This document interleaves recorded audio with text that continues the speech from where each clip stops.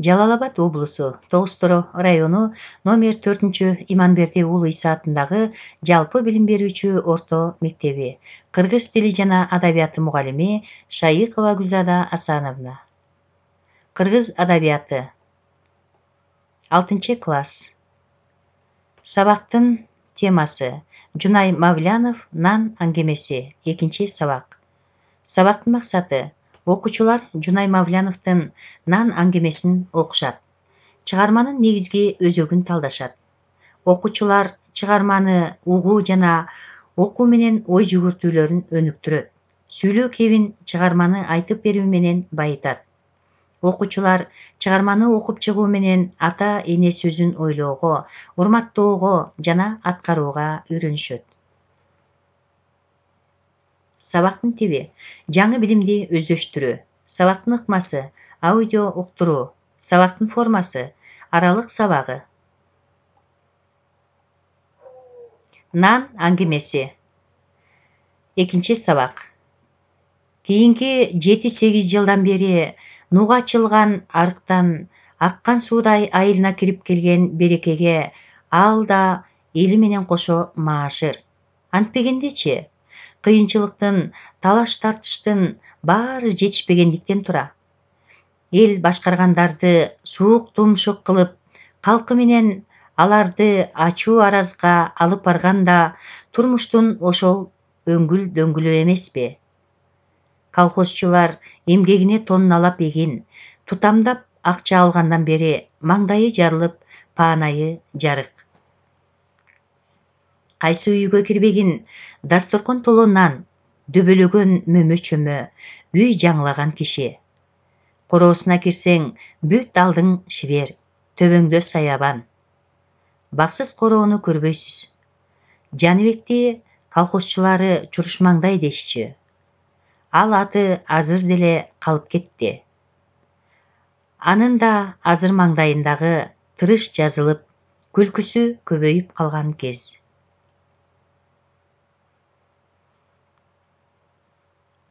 Үй куруунун максаты февралдын башында жылдык жыйынтыкка карата өткөрүлгөн чогулуштан кайтып келген күнү болгон.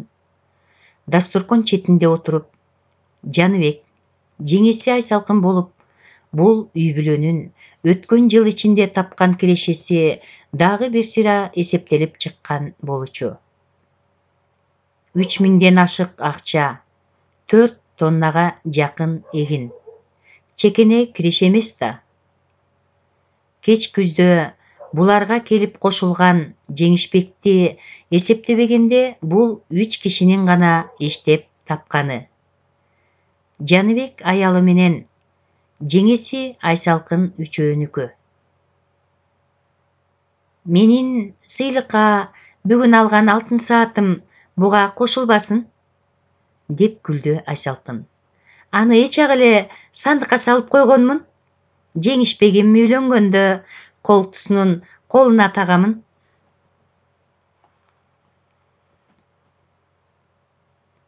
Баарынан төмөн жагына отуруп буларга чай сунуп жаткан Жеңишбек апасынын бул сөзүн укканда кулагына чейин кызарып, башын эңкейтип, желкесин кашынды. Жок, жеңе. Саатыңызды кирешеге кошконум жок. Ансы деле жетет экен. Жаңы үй тургузууга. Анча-мынча даярдап койгон курулуш материалыбыз деги бар, деп Жаныбек жадырап койгон. 2 күндөн кийин колхоздогу курулуш бригадасы кезек боюнча булардын үйүнө келмек. Ошондуктан Жаныбек менен Жеңишбек бүгүн эски үйдү бузуш үчүн жумушка барбай калышкан. Жеңишбектин тамдын төбөсүнө чыга келиши тигинин жанагы желеленген оюн үзүп койду.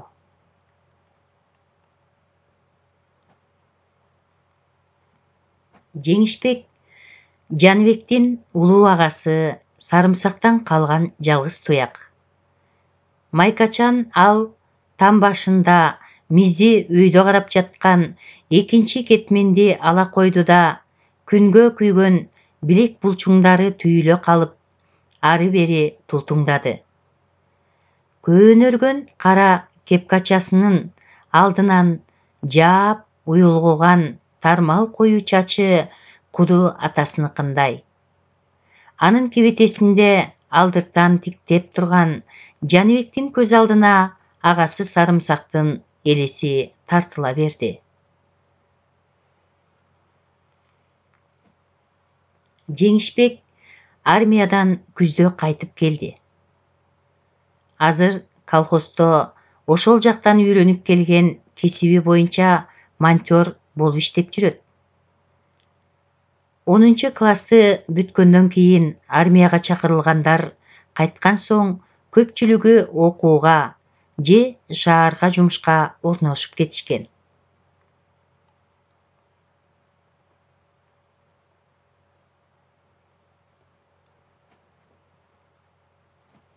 Муну деле ошентет го.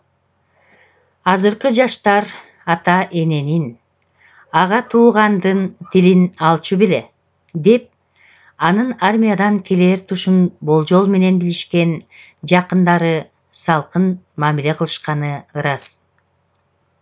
Жок, Жеңишбек антпеди. Эми окууга кетерсиң, Жеңиш, деп апасынын сынап берген суроосуна: Жок, апа, силердей колхозчу эле болоюн деп турам.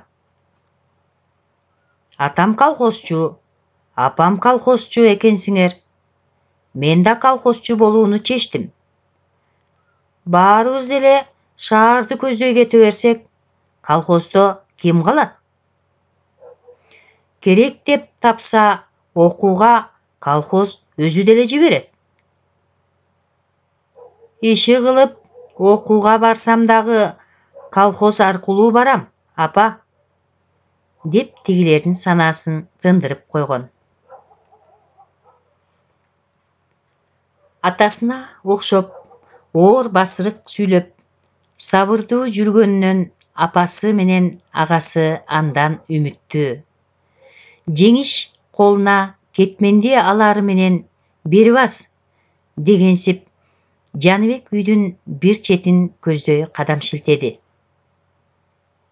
Далистин тушуна барып, арык колдорунун тарамыштарын түйүлтө, кетменин төбөсүнө өйдө көтөрдү да, чаппастан Жаныбек кайра жерге койду. Эмне үчүн? Анын маңдай териси жыйырыла түшүп, кырдач мурдунун таноолору кериле берди. Ким билет?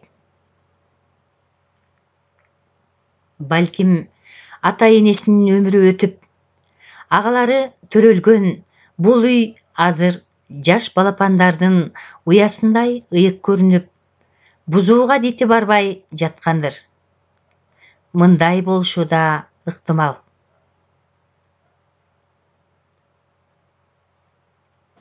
Баягы жылы бир актив чыкма жигит атасынын эски имаратын бузганда, Жаныбектин апасы кыйын нааразы болгон.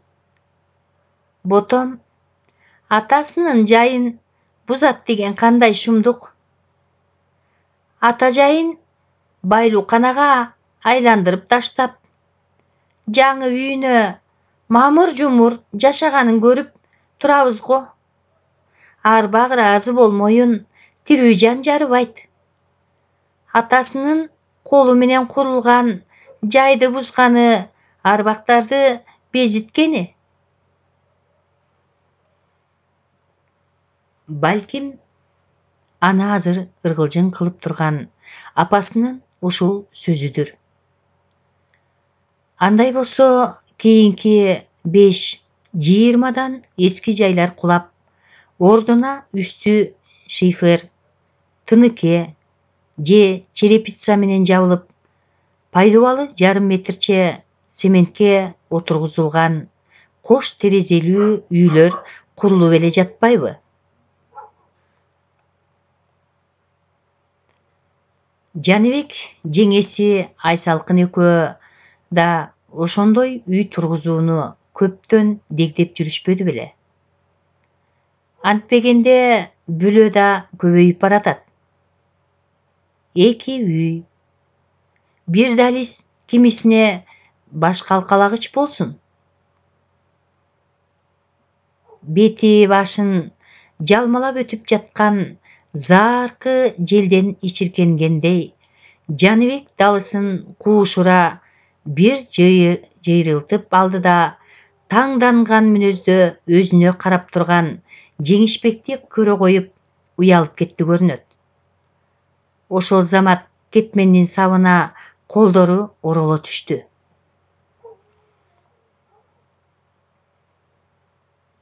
Түшкө дейре бир үйдүн төбөсүн тизеден келген кара чирик саман аралаш топурактан экөө араң арылтышты.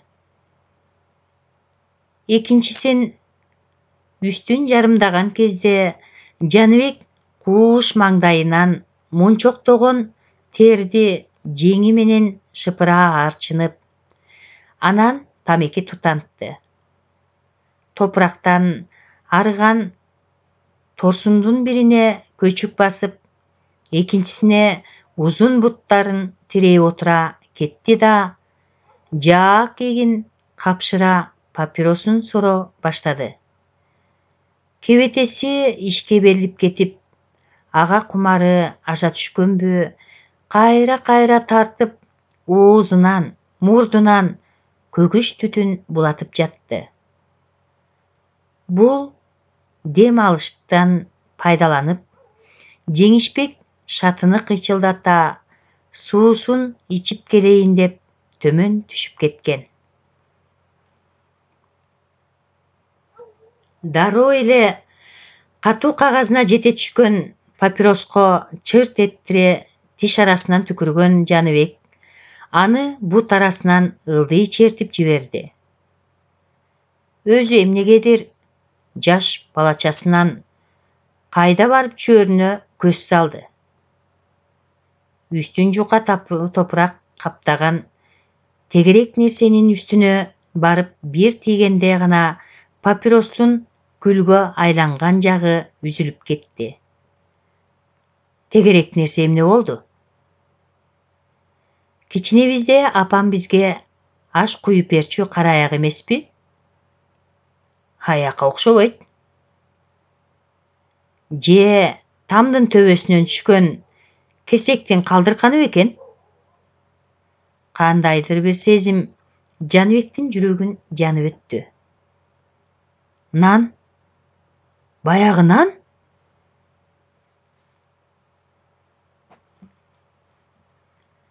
Муну Айсалкын жеңем кантип унутуп койду?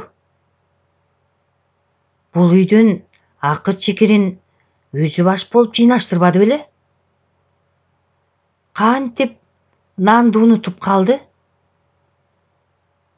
Же ырымдалганы менен не пайда берди? Андан көрө топурак алдында тапталып калган артык эмеспи деп атайлап таштады бекен? Андай болууга тийиш эмес эле. Талай жылдан бери бапестеп, жөргөмүштүн желесине бастырбай, апам өлгөндөн бери сактап келаткан өзү эмес беле? Жаныбек бооруна кысып турган нандын четинен 3 жери кетилген. Анын 2 улуу агаларынын тиши тийген жер. 3-сү өзүнүкү. Бул нанды Бүбүш апа өзү жаап, өз колу менен биринчи жолу тун баласы Сарымсак кан майданга жөнөп жатканда ат жалына сунган. Четинен тиштеп кой, балам. Ылайым насибиң өз үйүңдөн буйрсун.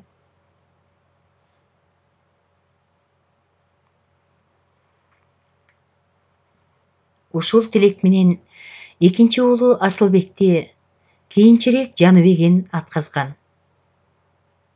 Жок, эненин тилегиндей болбой калды.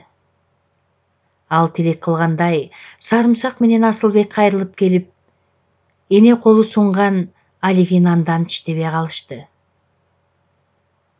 Урушка жетпей, Кенже баласы Жаныбек гана кайрылып бул үйдөн кайра даам татты. Бирок аны эне көрбөй калды. Жеңиш жылы 4 жыл бою жол тиктеген анын көзү төбөлүккө жумулган болчу. Агалары менен энесинин ал эстелиги бут астында тепселип калганын көргөн Жаныбектин каңырыгы түтөйчүштү. Апасынын уялаштарынын жыты ушулунан да сакталып калгандай аны бетине кармап жыттай берди эле көз жашы чаңдуу жүзүнөн төмөн көздөй из салды. Ушул кезде нары жактан суу ичип чыккан Жеңишбек агасынын теги абалын көрүп селт этти.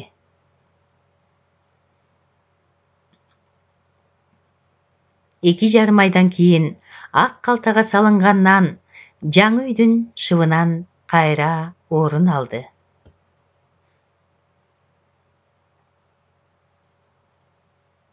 Үй тапшырма. Жунай Мавляновдун Нан аңгемесин окугула жана аңгемедеги тааныш эмес сөздөрдү тапкыла. Жунай Мавляновдун Нан аңгемесинин экинчи сабагы ушуну менен соңуна чыкты. Саламатта болгула.